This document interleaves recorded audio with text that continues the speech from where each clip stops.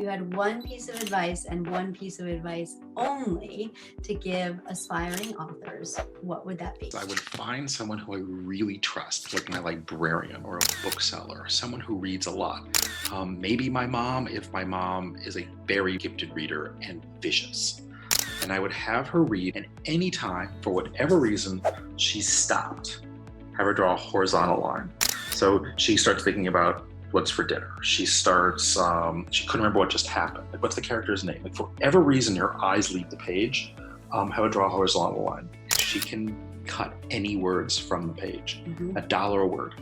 So see if, there are too many adjectives or whatever it is that she can cut, and you have to pay her. And this isn't like fake money. This is like real money.